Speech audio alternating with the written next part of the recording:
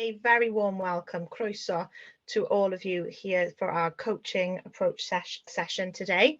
We wanted to provide a little bit of a brief overview on what we mean by coaching, because we get asked that quite a lot. And we've been running monthly webinars since the autumn as part of a Leader for Women series, but we've branched that out a little bit to allow for some different topics to be discussed, one of which that we would ask for was coaching. So I'm hoping that today you'll be able to leave the session with a bit of an overview of what we mean by coaching and hopefully get a bit of a passion and enthusiasm for it the same way that we have here. My name's Natalie. I am your facilitator for today. I'm the senior consultant and facilitator here at Lead for Action. I've been a coach since I passed my first qualification in 2010, and I absolutely love it. I believe in it as a process, and I think it's a great way of working through work problems, but also use it to work through life problems as well. So I think it's a really useful tool that everyone should have in their toolkit. Before we crack on, I just want to talk a little bit about Lead for Action for anyone who isn't familiar with us. We are a small but impactful team, and we are passionate about learning and development. You can see our values there in bold: passion, purpose, potential, and partnership.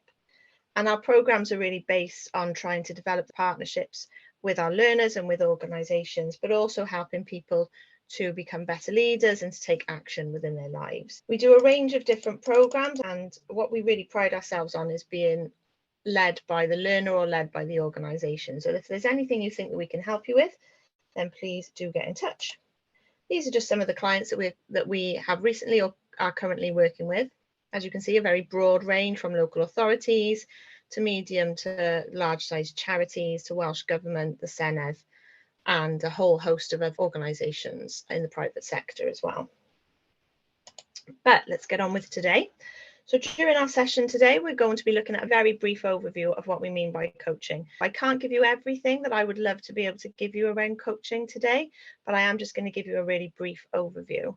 We're going to look at some of the key coaching skills, and I'm also going to do a little activity at the end, which will hopefully get you to have a bit of a flavour of what coaching looks like. If you've never experienced coaching, then sometimes it can be confusing as to what do we actually mean by coaching. I think there is generally quite a misconception around coaching. And sometimes we go into organisations, we deliver a workshop on coaching or a whole programme on coaching, and very quickly we get feedback from people of, I thought I was doing coaching, or I thought I knew what coaching was, but it's not, that's not it. That's not what I've been doing. And what people generally tend to do is very much mix it up with mentoring.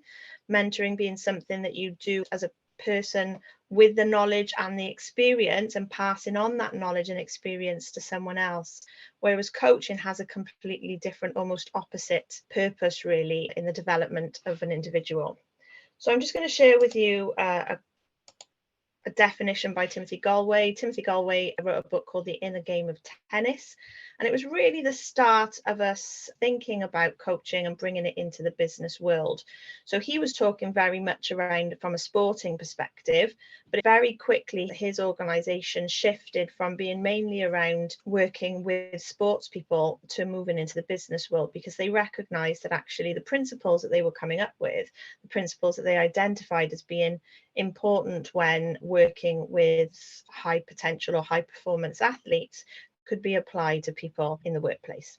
So this is Timothy Galway's definition, and it's around unlocking someone's potential, maximizing performance, and helping them to learn rather than teaching them. So you can see that distinct difference there between what we know is mentoring, which is passing on my experience, passing on what I know, my knowledge and my skills, saying this is how you do this. And instead we are working with somebody to unlock their own potential, to really think about things from their own frame of reference and think about things in a way that works for them, come up with their own solutions that are not bogged down with our own perceptions of what they should be doing. So it's very much around allowing the person to find their own route and around getting them to come to their own solutions to the problem that they've brought or the opportunity that they've seen. So that is what we mean by coaching. If we can bring coaching into an organisation, if we can create a culture of coaching, then we can see that there is an impact on engagement, on motivation and innovation, and on performance as well. Coaching can allow people to open their minds to new things. It can help them to feel a better part of the process and to feel part of belonging within an organization. It can help them to find ways that work for them, and it can also help them to see where their performance can be improved. So there's a really strong case for coaching within organizations. And these are some of the reasons why we think coaching is a really useful tool and a useful approach. It links to engagement. It helps people to feel valued. When you coach somebody, when you ask them to really think about their options, to talk about things from their own perspective, rather than impressing them with your own ideas and your own thoughts and your own assumptions, then people feel heard and people feel valued. It really opens the door for a lot of different ideas as well. Sometimes as managers, we get into the habit of, this is how I do it, therefore that's the right way.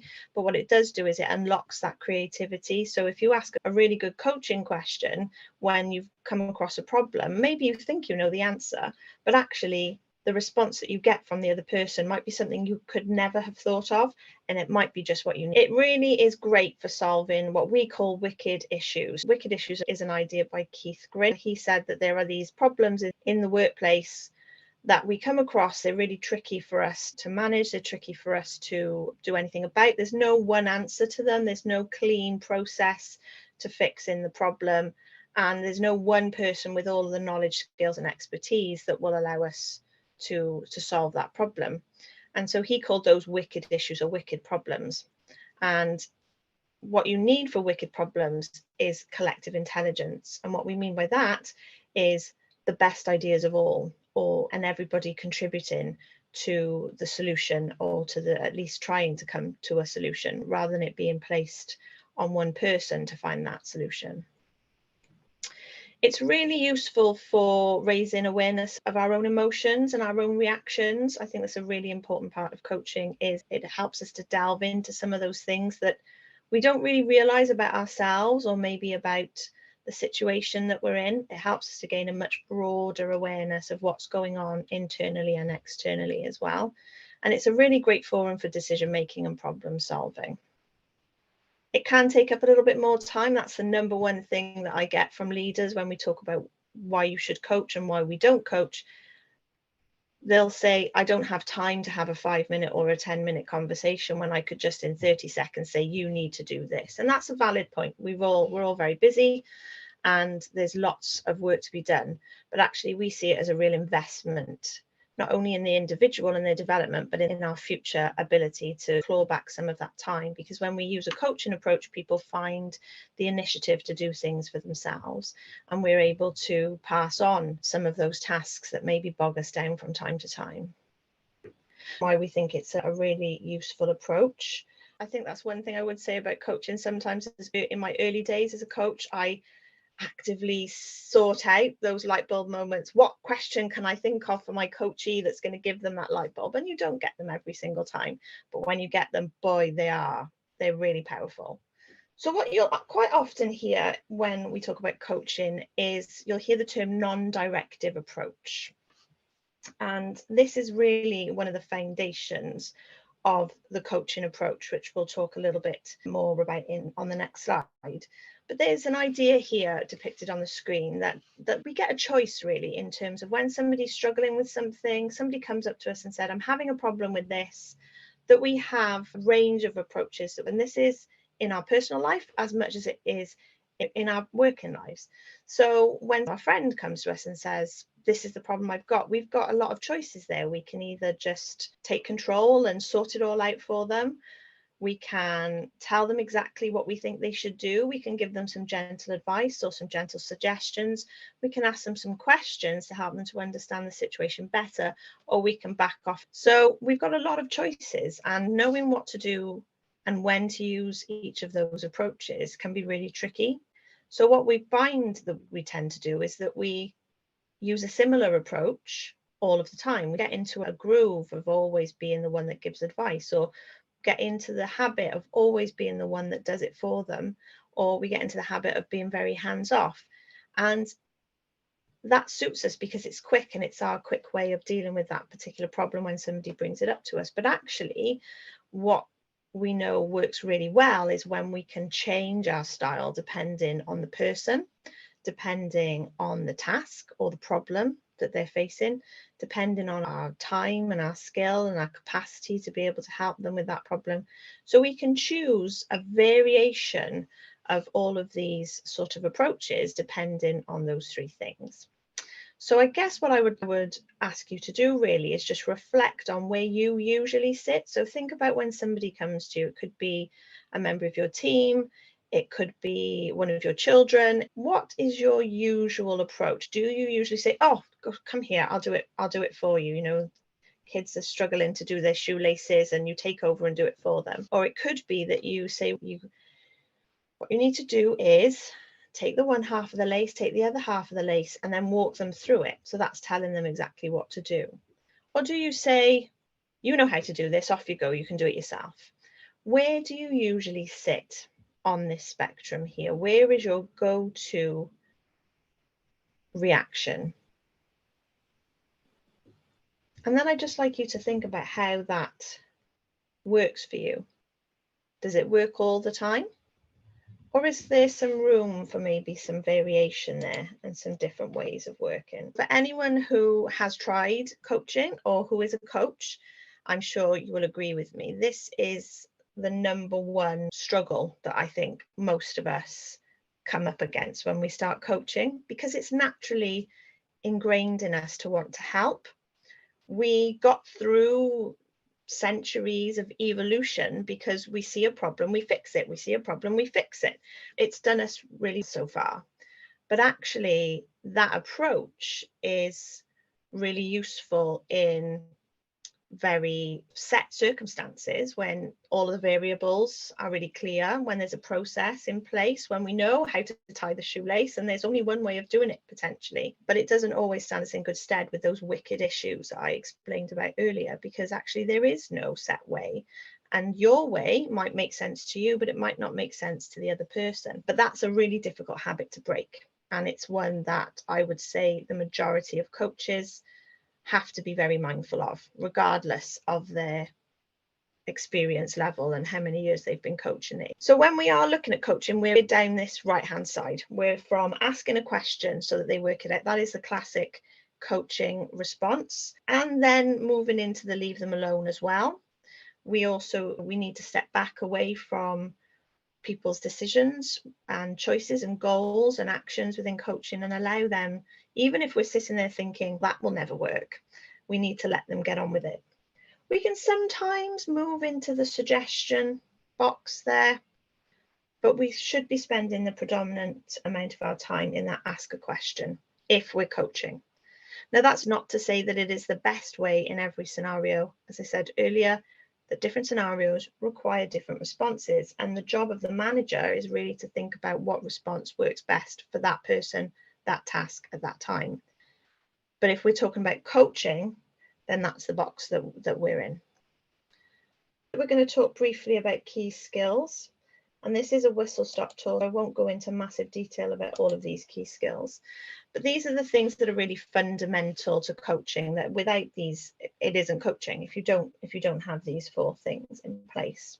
So we need that non-directive approach that we've just talked about in some detail. We need to be able to step away from feeling that we are the expert in that problem and allowing the other person to become the expert and to explore it from their own frame of reference. And we need really good listening skills. So we need to listen, not to solve the problem, but to listen with curiosity. So we're listening for their own thoughts. We're listening to pick up the themes that they come up with. We're listening to pick up on the emotions that they're alluding to. We're not listening to come up with our own ideas or to put it into our frame of reference, to put it into what we think about things or how we would relate to it. We also need really good reflecting skills. So we need to be able to reflect back to our coachee what they've said and pull together the themes of what they've said and identify maybe where there's some conflict or where maybe they have contradicted themselves,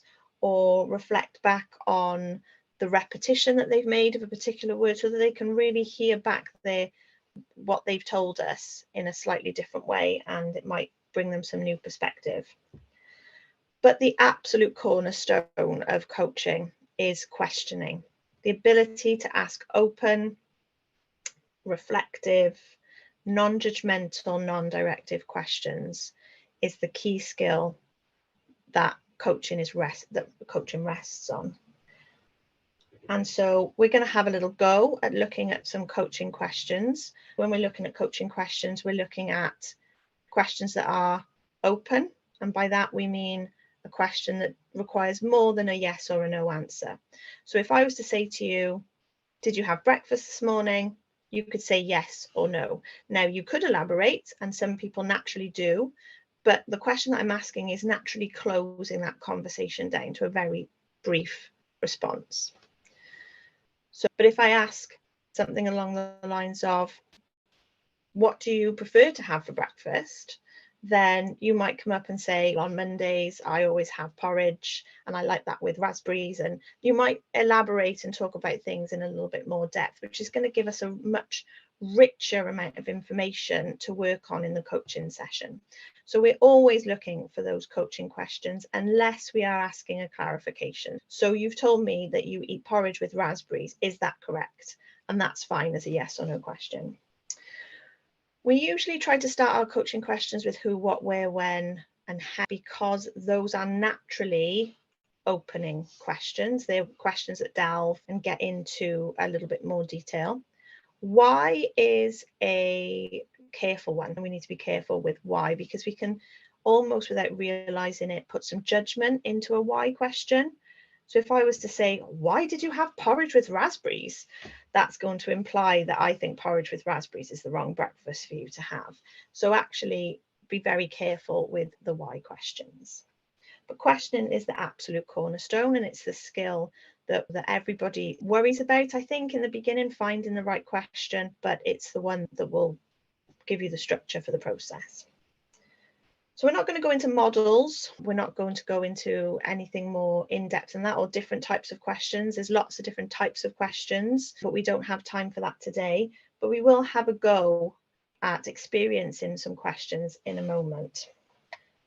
Before we do that, I just want to tell you a little bit about a few things that we've got at the moment that are linked to coaching before we go into the final exercise of the session, where you'll get a bit of a flavour for what coaching actually looks and sounds like. So we've got, coming up in the summer, we'll be doing our level 5 coaching certificate, which is aimed at those who are at a line manager leadership level, who want to be able to use coaching with their teams and want to use coaching as part of their approach within their organisation. We have got an offer on at the moment for performance coaching, which you can see in the middle there. And then linked to coaching, I know it doesn't say it in the title, but there's a group forum called Action Learning Sets, which is within a group setting, which is an excellent opportunity to really bring coaching into your organisation on a grander scale. And we will be starting that programme in March. Let's go into the exercise. So I thought about this when I was planning this session. What I would love to do is give you all a really good flavour of what coaching feels like to be coached, but obviously I can't coach you all individually in 15 minutes. That's not possible. And when you do coaching, it's really important that you understand that it's a two-way conversation. I'm going to take you through what we call a silent coaching exercise.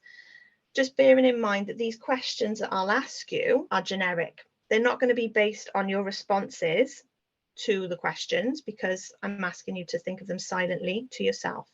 So it may not be as powerful, but I wanted you all to feel it and experience the coaching questions. And all I ask of you is that you open your minds and really delve a little deep as I ask you these questions. And I would like you to think about a problem or an opportunity that you currently have. It could be a problem in work. It could be a problem with a colleague. It could be a piece of work that's just sitting on your desk waiting to be done. It could be that thing on your to-do list that you just can't seem to ever get to. It could be an opportunity that you've got coming up that you see on the horizon. You're not really sure how you're going to make the best of that opportunity. It could be a task within the team that you don't know how to allocate and how to work with it. Any problem, issue, or opportunity that you've got going on for yourself, it might be handy for you to grab a piece of paper and a pencil to write down your responses to these questions, but you don't have to. You can just do this as a mental exercise. Okay, so as I go through the questions on the screen, I just want you to think about your responses honestly and openly as best you can. Some will resonate with you, some may not. So, if this situation, this opportunity, or this problem was resolved in the best way possible for you, what would that look like? What would actually be happening? What would you be feeling? What would you be seeing? If everything were to be resolved right now, what would that be like for you?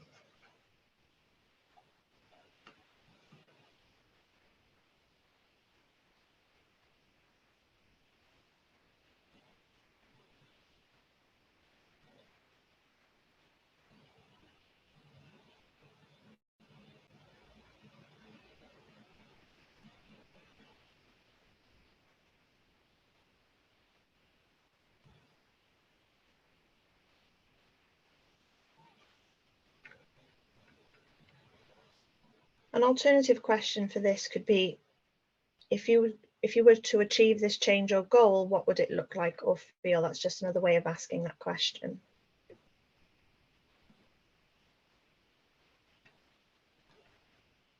Now we're going to explore what is actually happening at the moment. So what's going on with this issue for you right now? What isn't working and what is working? What are you experiencing around this issue or opportunity at this moment in time? Okay, next question. What have you tried so far to move forward with this? What have you done to move towards the opportunity, or what have you done to solve the problem? And then what has worked and what hasn't worked? And once you know what you've tried and what's worked and what hasn't, what learning can you take from that?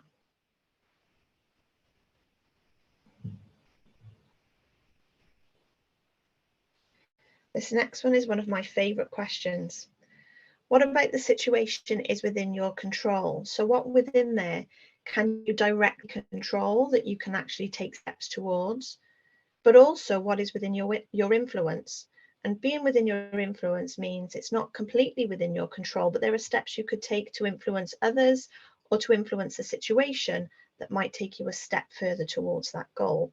So about finding out what's within your control and then what is within your influence.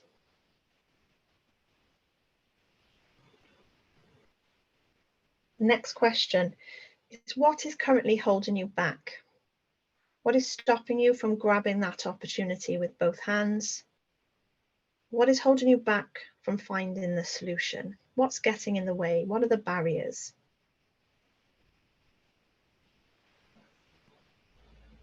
So that is part one of the process, where we really look at what it is you'd like to achieve and where you're currently at this moment in time. And that allows us to really understand the problem in more depth and to really understand what we might be up against and to really think about what it is that we want that we don't currently have. So that's sort of part one.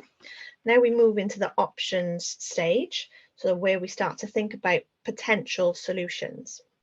So the first question I'd like to ask you here is, what's the easiest thing that you could do to take one step towards your goal, one that you could do right now or tomorrow that would take you one small step towards it, not the full way? And what would be the easiest thing you could do?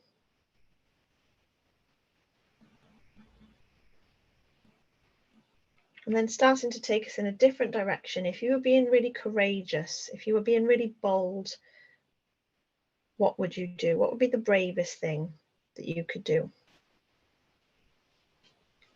This is another one of my favorites. What would you do if you knew you couldn't fail? And this is an interesting question to ask ourselves as well. Think of someone who you know or who you think does this really well. What would they do in this situation?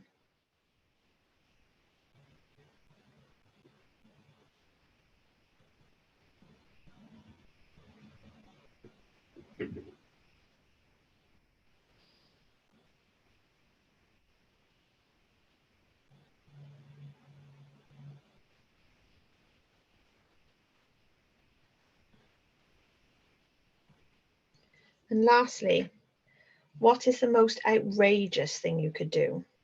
You could also ask, what's the safest thing you could do? There are lots of questions like these to help you really think about a different perspective. We quite often go back to the same sorts of solutions every time, but these questions can help to take us out of that go-to option that we usually, the one that comes to our brain first. It gives us some other options to think about. And then what we'd usually do here is I'd summarize your responses to each of those questions back to you. And then I'd ask the following question. Which of those potential options do you like the most? Which one feels right for you at this moment in time? And then once we have some options there, we start to look at how you're actually going to take this forward. So what happens if you don't solve this issue or take this opportunity? This is a question around creating some sort of commitment to the option that you've made. It helps us to think about what the consequences are if we back out and if we don't see the option through. How committed are you to following through on that chosen action? I would usually use a scale there, on a scale of 1 to 10, with 1 being totally not committed, there's no way I'm ever going to do that, and 10 being absolutely, I'm going to go away and do it right now. And that helps us to gauge whether that option is actually what they want to do, or whether there's things that need to be discussed to make it a higher number and make them more committed. What support do you need and from where? That could be from a manager, could be from colleagues, could be from a partner, could be from the coach. And then how will you ask for that support? So getting them to plan how they would ask for that support. And then finally, when, where, and how do you plan to take action? So you've got some final actions coming out in that last part of the conversation. So those are just a taster of some different questions that you can ask in a coaching session, and you can ask yourself. Self-coaching is a really useful tool. And even if you just take some of those questions away, maybe ponder over them, ask yourself some of them just as you're making decisions, just as you're starting on a new project, they can be really a helpful tool just to ask yourself some of those questions. That's all of the content I've got for you. We'd love to engage with you more. Please do sign up to our newsletter on our website. Join us on socials. We're on LinkedIn, Facebook, Twitter, and Instagram. Please do share these sessions with colleagues. They're free. They will always be free. And we really just want to start a conversation around these topics and get people thinking about them and bring coaching and leadership models out to the general public. So please do share with any colleagues or friends and family. And it just leaves me to say, before I ask if you have any questions, diolch. Thank you for joining us today.